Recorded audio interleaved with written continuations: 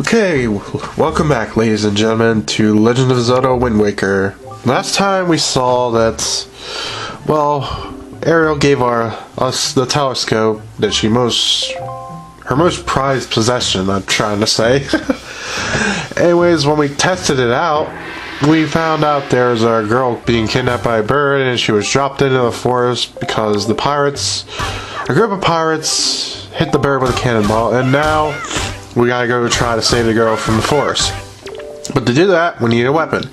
So you first need to go to this guy to get some training and to receive your weapon from him.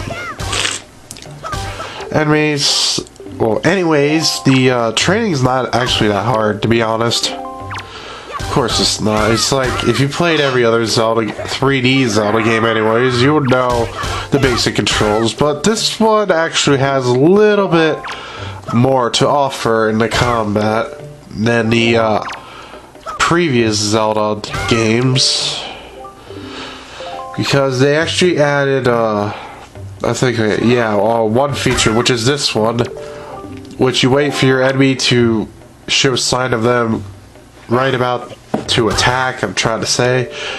And the A button in the top right corner turns into like this weird spiky shape, and that's when you hit the A button right there and you'll react to a dodge attack.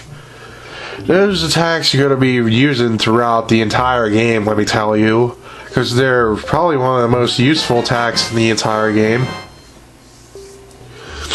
especially against Iron Knuckles, which we'll be seeing later. Anyways, we received the sword from him, and sometimes we'll be coming back to see this guy again. Later on in the game, that is. I'm not really going to tell you, I already spoiled enough. Well, anyways, right now we actually don't even need a shield. Surprisingly, this is the first Zelda game where you actually advance the plot without getting your shield first. Because every other Zelda game, to my knowledge, you actually start out without, with a shield. Except Ocarina of Time, you could usually go for the sword or shield first, but ultimately you need both of them in Ocarina of Time, but we'll be getting to that LP a little bit later down the road.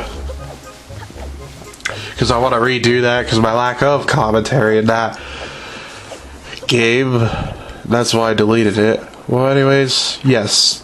So the forest is up here, and yeah, basically it's barren. This is a small-ass island, to be honest. Yeah, well, that's all you basically need to do. There's nothing really complicated about it. It's like, first time probably going to be confused where to go and where to get the sword, but if you look around in the beginning of that game, you could pretty much figure it out. Pretty much if you walk into the old dude's house. I'm trying to remember what the official name, not his official name, I think it's Orca or something, but what they would call a swordsman, trader, or some, I forget. Well, anyways, if you crawl that long, yes, you get 20 rubies. A neat little secret that you want to keep in mind. And I probably said this in the last part, but you want to make sure you get a crap ton of rubies in this game, because later down the road they throw a bunch of crap in your way where you have to actually pay the rubies to advance the plot, which is, that part of the game is actually kind of really annoying. It's probably one of my least favorite parts of this game. Well, actually my least favorite part of the game. Yeah, I guess that would be it. Paying for the crap. Because I'll get to the reason why later. Anyways, somehow she got her shirt stuck on the tree like that. I don't know how that works. But whatever. I don't know how it happened like that. I'm trying to think of it in my head, but whatever. Yeah. I'd be probably thinking the same thing too, but yeah. And this person here is Tetra, the leader of the pirates who shut down the bird. And those pirates are fucking stupid, because what if they missed shot and hit her instead? Did they ever think about that? I mean, they're such horrible shots at the bird. They could have accidentally hit her instead and fucking killed her. I can't. Oh, jeez. Stupid pirates.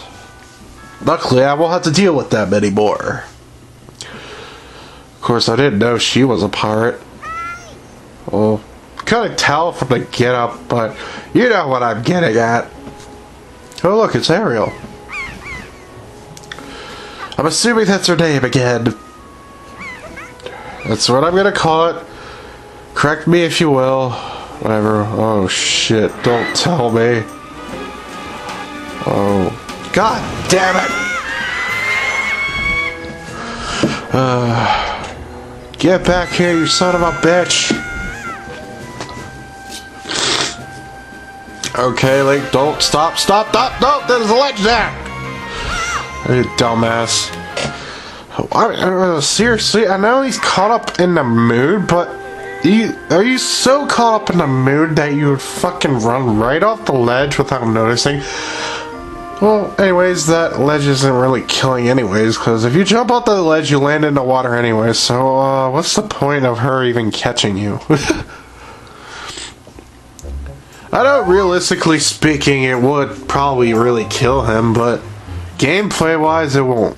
Well, anyways, Link's trying to convince Tetra there to bring him and follow the big-ass giant bird to rescue his sister. And Tetra's being a bitch and won't do it.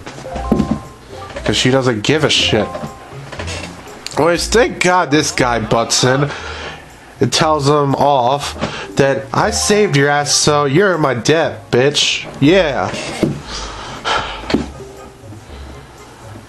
Yeah, so what's explaining here is that the bird is going after girls with pointy ears. I don't know why it won't be any more specific than pointy ears, because that's just retarded, because a lot of people in this universe have pointy ears.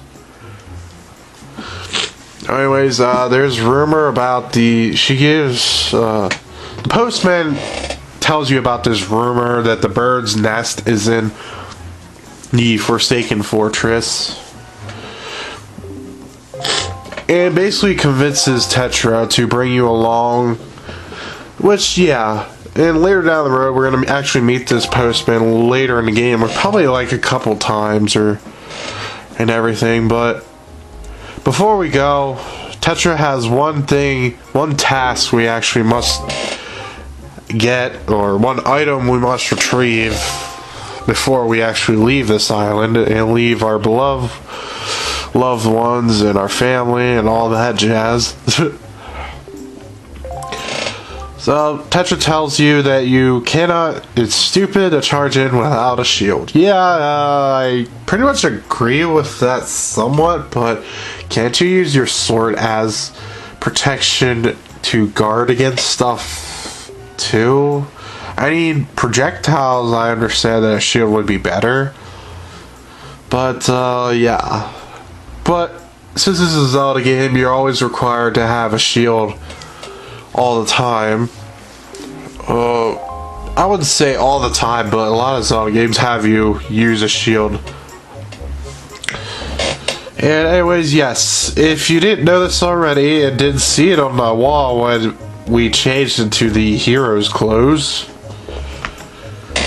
we have to retrieve the family decor off the wall, which is the shield we're looking for. If you didn't know that already, they give you a big ass hint at the beginning of the game of where it is. Whoa, what the hell? Where'd it go? I love those wooden swords right there. Fury for decor. Anyways, we get this little cutscene. It's actually like a really dramatic, I want to say, but I think I'm saying it wrong.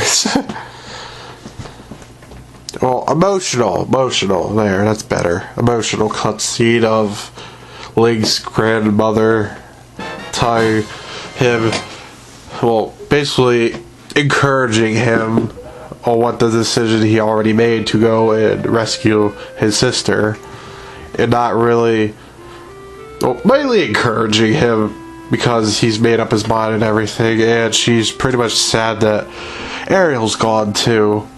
And yeah, I could probably understand where that's coming from, but it's not really that emotional. By the way, I do love the music piece that plays after you get the shield, where you're in Link's house. And again, and I want to apologize for uphand. I'm sorry for kind of sounding weird right now, but my nose is stuffed up the ass. My nose is stuffed because, yeah, that's all I'm gonna say. But anyways, we're actually leaving the island now to rescue our sisters. Hopefully we can do it, and hopefully it won't be too much trouble. Maybe, what could possibly go wrong? Let me think. Giant monster bird in a pirate ship against a group of pirates on a pirate ship, and the pirates can't aim worth a shit.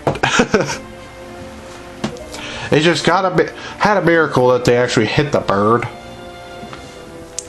Well, you get this little emotional scene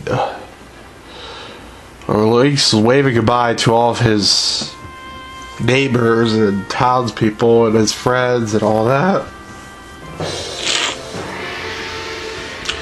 And his grandma's actually seeing him off too, and oh, shut up, Tetra.